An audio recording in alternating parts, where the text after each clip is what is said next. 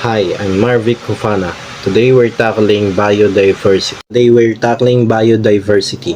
Biodiversity was first coined by Walter G. Rosen in 1986. It comes from the Greek word bios meaning life and Latin term diversitas meaning variety. Biological diversity represents the sum total of various life forms such as fungi, protozoa, bacteria, and multicellular organisms such as plants, fishes, and mammals at various biological levels including genes, habitats, and ecosystem.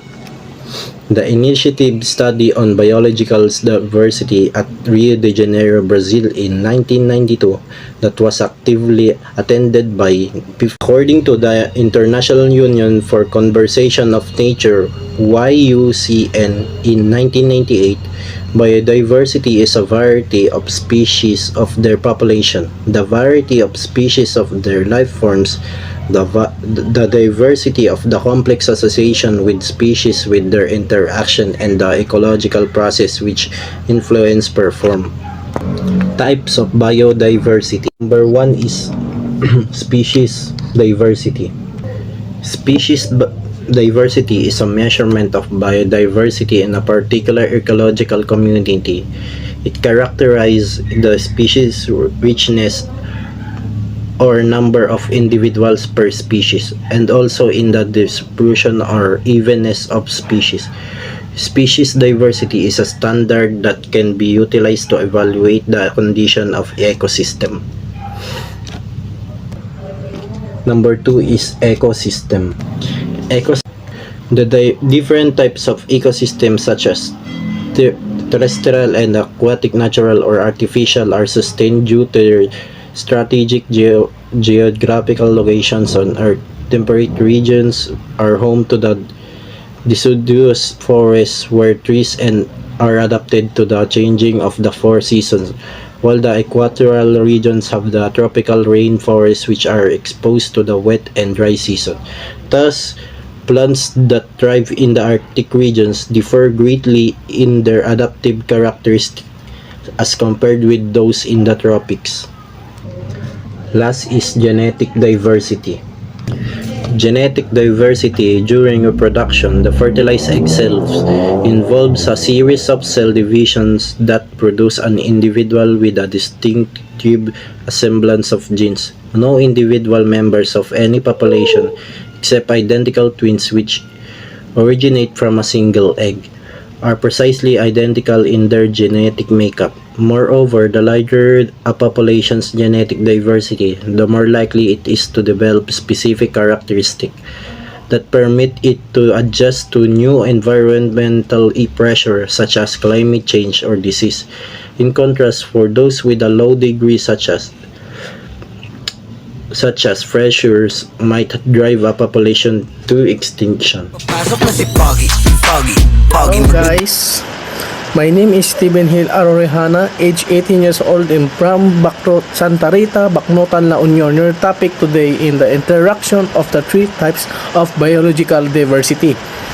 The three types of diversity, genetic species and ecosystems, are interconnected, which each influencing in interacting with the others to create a complex resident web of life.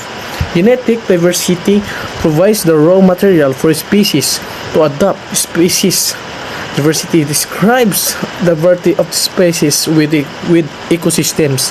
In ecosystem, diversity encompasses the variety of the habitats interactions that support those species in genus. A healthy balance across all three levels in crocodile for eco-stability, adaptation to change, and the provision of essential resources of human well-being such as food and medicine.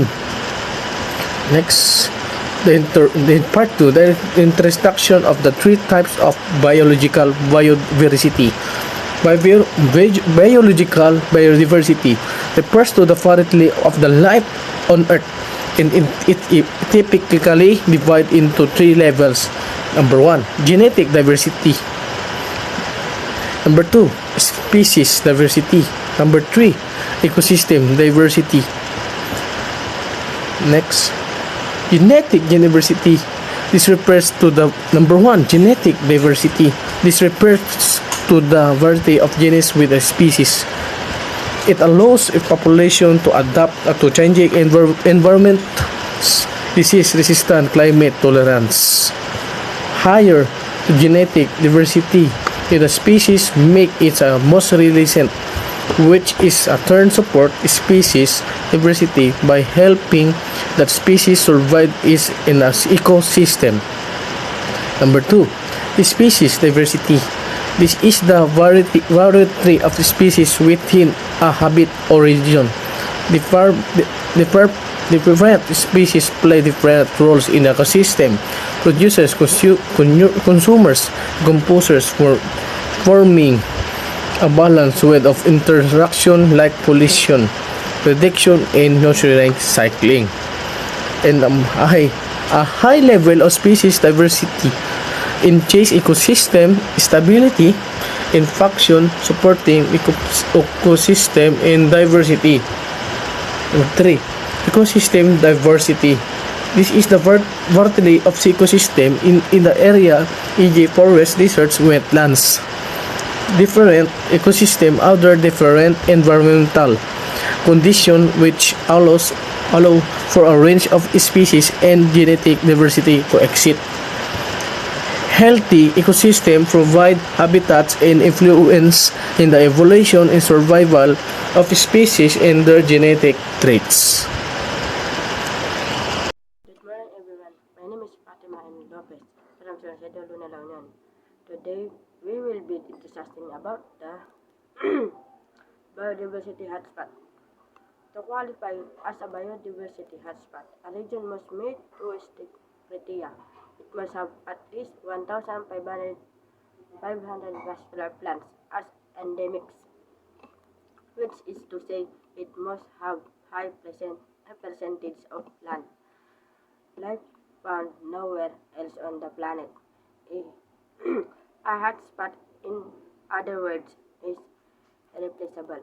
It must have 30% of its original natural vegetation. In the other words, it must be treated. What is biodiversity hotspot? Around the world, 36 areas qualify as hotspot. They're intact habitats representing just 2.5% of Earth's land surface, but they support more than half of the world's plant species as endemics. Found no place else known nearly 43% of bird, mammal, reptile, and amphibian species as endemics. What do biodiversity hotspots matter? Conversation International was a pioneer in defining and promoting the concept of hotspot. In 1889, just 1 year after scientist Norman Myers wrote the paper then introduces in the hotspot concept conversation. International adopted the idea of protecting this incredible place of the guiding principle of our investment. For nearly 2 decades, the hotspots were the blueprint for our work. Today, our mission has improved beyond the protection of hotspots. We recognize that is not enough to protect species and place for humanity to survive and thrive. The protection of nature must be a fundamental part of every human society. Biodiversity underpins all life on Earth. Without species, there would be no air to breathe, no food to eat, no water to drink. There would be no human society at all, and as the place on Earth where the most biodiversity in under the most strict hotspots are critical on human survival. The map of hotspot overlap extraordinarily with the map of the natural place that most benefit people. That because hotspots are among richest and most important ecosystems in the world, and they are home to many vulnerable populations who are directly dependent on nature to survive. By one step, despite comprising 2.5% of Earth's land surface, the forest, wetlands, and ecosystem, the hotspot account for 35% of the ecosystem service that vulnerable human population depend on. My name is Jayo Madar Kibuan, Bsit 1D. Benefits of biodiversity. Content. Benefits of biodiversity. These are the components of biodiversity: genes, species, and ecosystem give society an extensive assortment of goods and services. These are categorized as to consumptive and non-consumptive and ecological service to the society. Two types of biodiversity value. Consumptive value. Consumptive value often refers to the non-market worth of resources that are consumed directly with or without passing through a market. This includes food, drink, fuel, medicine, watercraft varieties, industrial materials. Non-consumptive value pertains to the worth of natural resources which are not diminished by their use. These do not require the user to have access to them or make active use of them. Examples include recreation, education, and research. Traditional values. Ecological services are major sources that support our health, social, cultural, and economic needs. The sustainability of communities is determined by our capacity to conserve or restore the ecological services of both urban and rural areas. Key ecological services include balance of nature, biological productivity, regulation of climate, degradation of waste, cleaning of air and water, cycling of nutrients, control of potential pests and disease-causing species, detoxification of soil and sediments, stabilization of land against erosion, carbon sequestration and global climate change, maintenance of soil fertility. Threats to biodiversity. Natural causes. These are threats that occur in nature and considered inevitable. Natural causes include the following: narrow geographical area. The narrower the area of a certain community, the lesser the number of species that will be able to thrive in it.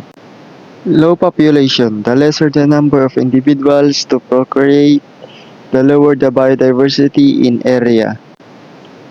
Low breeding rate. The slower the breeding rate of individuals, the less diverse. Natural disasters. The occurrence of natural calamities cause the destruction of habitats of various species that diminish the biodiversity. Anthropogenic causes. Human activities cause a decrease in species since the principles of sustainable development are frequently overlooked. The following are perceived as the most common anthropogenic threats. Alteration of destruction of ecosystem. A good example of this is the damage of the rainforest. In many tropical countries such as Southeast Asia, forested areas are converted to coconut farms where the famous palm oil is extracted. This endangers the wide array of species such as orangutans and monitor lizards, commonly known as bayawak. Another instance of reclamation of rivers or estuarine areas due to the construction of large dams or housing subdivisions, which prevents fishes such as bangus, eel, or tilapia to move freely between rivers and the sea. Hunting and exploitation of animals. A few years ago, animals that were thought to be harmful to livestock or even humans like the alligators were hunted down. The trade in exotic species, collecting or catching animals and plants with the apparently Apparently, medicinal values are also threatening biodiversity. Agricultural practices, the uncontrolled usage of pesticides and other chemicals is causing the massive death of bees and other insects, crucial from pollination and hence for those provision of food. Also, agriculture needs land and when it is not available, large areas are converted to aeroplanes for food production. Introduction of exotic species. Exotic species are those that are not native in area and are introduced, whether voluntary or involuntarily. This eventually complete for space and nutrients with the native species. As a result, local species are harmed. If furthermore, these new species displace the natives, then they are considered invasive species. Golden apple snails are exempted to become a serious problem for farmers because it eats crops and plants in these days in the Philippines. This is a basic in Ilocano. Climate change. Climate change is responsible for the modification of habitats and the condition in which the species live. It causes bleaching of corals, spreading out of epidemics, causes variations in the migration of species such as whales, increase the sea level, and others. Tourism. When tourism is performed in a disrespectful manner with biodiversity or when it causes the carrying capacity of the ecosystem to exceed nature may possibly be affected. This solution is sustainable ecotourism. Ignorance. Ignorance is the worst enemy for conservation. The most immediate need, therefore, is to raise awareness among people regarding the importance of preserving nature.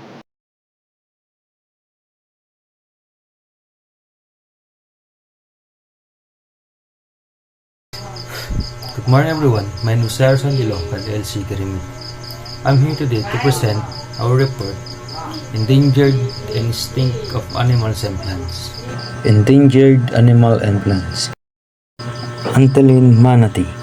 These sea cows are threatened by habitat loss from riverbank development, mangrove depletion, and water pollution. Conservation efforts include habitat restoration and recovery. Plans in collaboration with local organizations.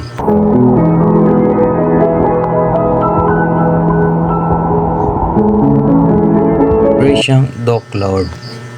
One of the rarest primates, it faced hunting for meat, traditional medicine, and pet trade. A 2025 discovery of over 100 individuals in a Vietnamese forest offer hopes with ongoing effort to secure formal protection for their habitat. Nguro spiny pygmy chameleon. This tiny Tanzanian chameleon is a risk due to habitat loss from agriculture and logging, as well as illegal pet trade. Conservation focuses on curbing poaching and preserving its forest home. Ghost orchid. This plant is native to Florida, USA and Cuba and is known for its white delicate flowers and lack of leaves. It's endangered due to habitat loss, poaching and climate change. In 2024, the U.S. Fish and Wildlife Service proposed listing ghost orchid to endangered under the Endangered Species Act. Basilia is a genus consisting of about 200 species of annual or perennial herbaceous plants native to North and South America. They are also known as scorpion weeds. Extinct animals and plants. Slender bird curlew, a 14-inch long short bird with long legs and curved beak, was found in Europe, Africa, and Asia, last officially since 1995. It was declared extinct in November 2024 due hunting and habitat destruction. Conservation efforts came too late, with warnings ignored until 1980s when the species was already on verge of extinction. Later, Mariana fruitbat, a small species native to Guam, declared extinction in 2024. It was last seen in 1970s. Habitat loss due to deforestation, predation by invasive species like brown tree snake contributed to its demise. Bramble Cay melamis, a small rodent endemic Bramble Cay, a low-lying island in the Torres Strait between Australia and Papua New Guinea, declared extinct in 2024. It was the first mammal species to be lost due to climate change, rising sea levels, inundated habitat, destroying its food resources and nesting site. Western Prairie Fringed Orchid. This orchid is native to prairies of North America and is known for beautiful white flowers. It was extinct due habitat loss, fragmentation caused by agriculture, urbanization, and other human activities. Cycad. Cycad are an Asian plant that have been around for millions of years. They are extinct due habitat loss, overcollection, and illegal trade in their seeds and plants. The call is currently busy. Busy in a world that needs no buffering.